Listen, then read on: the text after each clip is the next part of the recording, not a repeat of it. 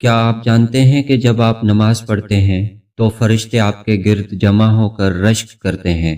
آج ہم اس حیرت انگیز حقیقت کا راز کھولیں گے۔ بسم اللہ الرحمن الرحیم۔ السلام علیکم ورحمۃ اللہ وبرکاتہ۔ محترم ناظرین، کیا آپ نے کبھی سوچا ہے کہ جب آپ نماز کے لیے نیت کر کے اللہ اکبر کہتے ہیں تو اس وقت اللہ کی غیبی دنیا میں کیا منظر ہوتا ہے؟ ایک بہت ہی ایمان افروز بات کہی جاتی ہے کہ جب آپ نماز کے لیے کھڑے ہوتے ہیں تو آپ کے سر سے لے کر آسمان تک اللہ کی رحمت ایک گھٹا بن کر چھا جاتی ہے۔ فرشتے آپ کے چہرے کے گرد جمع ہو جاتے ہیں اور آپ پر رشک کرتے ہیں۔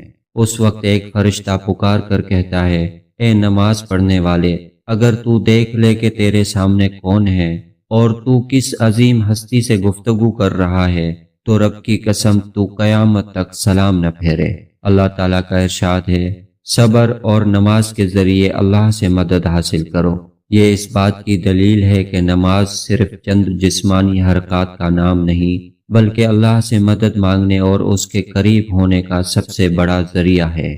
اللہ کے رسول صلی اللہ علیہ وسلم نے فرمایا ہے، بندہ اپنے رب کے سب سے زیادہ قریب سجدے کی حالت میں ہوتا ہے۔ ذرا تصور کریں، کائنات کا مالک اس وقت آپ کے اتنے قریب ہوتا ہے کہ آپ کے دل کا حال اور آپ کی خاموش پکار بھی سن رہا ہوتا ہے۔ اللہ کے رسول صلی اللہ علیہ وسلم نے فرمایا ہے، نماز میری آنکھوں کی ٹھنڈک ہے۔